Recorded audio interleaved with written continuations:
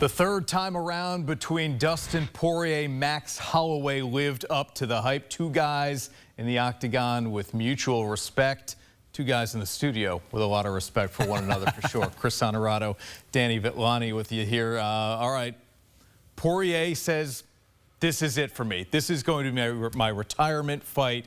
And Max Holloway's thinking, I hope the third time's the charm against this guy. And maybe both things can be true, huh? Holloway wins. What a performance from Max blessed Holloway. And he told him, you took my debut from me. You took my debut at lightweight. I'm taking your retirement fight. He did exactly that. Holloway, the key difference in this fight, Chris, was really that he was able to hurt Poirier early. In their fight in 2019, Poirier hurt him in the first round. But this time around, it forced Poirier to go hunt him and catch back up. Holloway was not necessarily the aggressor and the pressure boxer that he is typically. He was actually able to fight on the outside and counter. And his volume versus Poirier's single shots just added up. And really, after a while, you saw that mount on Dustin. No matter how many big, deep breaths he took or those resets he tried to do in the pocket, Holloway was actually hurting him worse this time around. And even though Poirier landed that knockdown in round two, incredible toughness, incredible comeback, it wasn't enough. Holloway had too much for him tonight. I know you were scoring this as it went along. It was a unanimous decision in Holloway's favor. How did you have it? I had it 48-47, but to be frank, I was being a little biased towards Dustin the Diamond. I wanted it to be 2-2 going into that fifth. Two judges had 49-46. I think that's a fair score as well. Holloway's volume was too much. Like I mentioned, you land one jab, Holloway's coming back at you with a 3-4 punch combination. He was very kick heavy too, which I thought was going to be a key difference for him. We remember the spinning back kick he opened up Justin Gaethje's nose with. He tried to land a few of those spinning attacks, and those body kicks were working really well. So Holloway got out in front and was able to just lead the dance the whole way through. As we show you the stats from this fight, Holloway hangs on to that coveted BMF title in the UFC. If you're Dustin Poirier, you've now lost back-to-back fights for the first time in your career.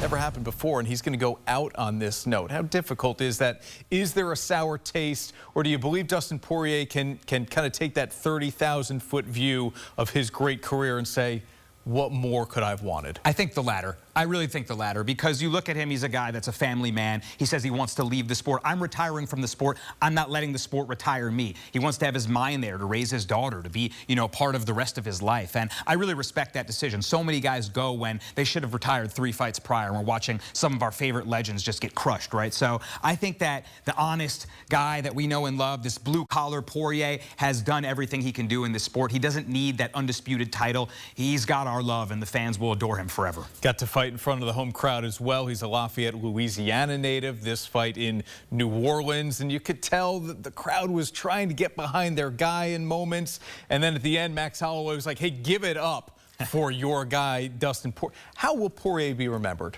I think he'll be remembered as one of the BMFs, the guy that put on an all-time barn burner every time he was in there. Look at some of the bouts that he's been in. That 5-round war against Dan the Hangman Hooker, one of the 10 best fights you'll ever see. First fight against Max Holloway, incredible bout. And this one delivered just to the same pretty much, maybe a little less, but incredible bouts with those guys. His knockout over Gaethje. He's got great series against some incredible fighters. His rear naked choke over Michael Chandler, who was fish hooking him and gouging his eyes, fighting dirty, and Poirier nonetheless just gritted through it and put him away. He's such a badass, man. I love Poirier. What couldn't he do against Holloway tonight? Or I guess, what did Holloway maybe spin it on his side? What did Holloway do that was so effective? I think he was more powerful this time at 155. The first time around, a lot of people said he wasn't built out at the weight class yet, so he wasn't ready for that power differential. But he was hurting Dustin early on. Those 1-2s down the middle really got his attention in a way that they didn't the last time around. And he was able to stand up to those hooks, those counter left crosses down the middle. Holloway's durability was on display. We were wondering where that would be coming off his first career KO loss to Ilia Topuria. So silencing all the doubters, showing that 33-year-old Holloway is still there, and Poirier just didn't quite have enough. He was a little bit outspeeded, outclassed in this fight. Holloway's just looking better and better as time goes on. He's not done yet. Watch out for him to be in more title fights too. That Ilia knockout loss, not sending him anywhere back. We just showed you the trilogy, how this thing went. Submission, unanimous decision, unanimous decision. Feels like we're a long way from that submission, as you pointed out. It was Holloway's first fight with the UFC. And you said he's not done, not going anywhere. Going to get another title fight at some point. What is the future for Max Holloway? I think what does he have left? I think he's going to want to rematch Ilia Topuria.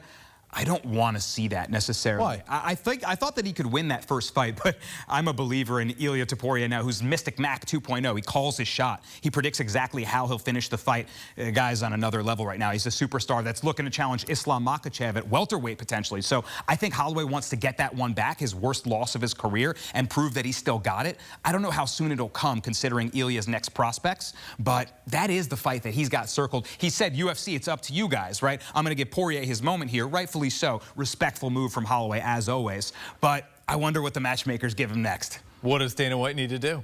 Man, he's got to wait for some of the lightweight, picture to play out. Who's going to go to welterweight? Who's going to come back down? What's Islam's fight with Jack Della going to look like at welterweight? How does that then influence other lightweights that might want to chase them? Where is Gaethje at right now, right? I don't think we need to see that rematch. So you can throw a lot of names out there, all legends. It's just Ilia's the one that I know Max wants. I don't know how soon it'll come, though. UFC 318 wasn't just about Holloway and Poirier. What else stood out to you from this night in the octagon? How about Paulo Costa showing that aggression? Some huge upsets. Betting favorites close to -600 went down. Kevin Holland loses a split decision. That fight was absolutely insane. I couldn't believe both men were still standing. You were losing your mind watching that one. Screaming. Yeah. Welterweight Holland I thought was going to put D-Rod away, but D-Rod was putting him in trouble. Holland almost had an incredible comeback, but yeah, not quite enough. Really, really excellent fights throughout the card. Ton of first-round finishes on the prelims. Otabo Gaultier, some of these massive prospects. Dulatov putting these guys away with vicious KO shots. This UFC 318 card certainly delivered. All right, 318 is in the books. How about UFC 319? The card already out, looking ahead to the United Center on August 16th. Danny, what jumps out at you immediately looking at the screen? Dricus du Plessis versus Khamzat Chimaev. Dricus, the greatest caveman to ever live. His fight style makes no sense, and it keeps working. Is Khamzat the wrinkle to answer that? Will his wrestling dominate? I don't know. We'll see if he can stand up to the champion at middleweight. What a fight that is. Yeah, that's the middleweight title bout coming to the United Center. UFC 319, that main card on August 16th here. What a night and fighting we had overall, where I thought maybe we win some for the old guys. Pacquiao?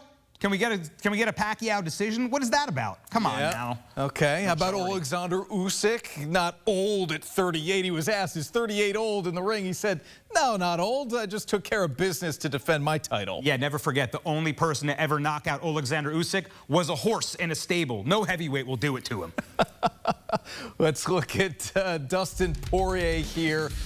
The diamond will always shine. Career highlights, 30-10 in the MMA in terms of his record, obviously. Former interim UFC lightweight champion.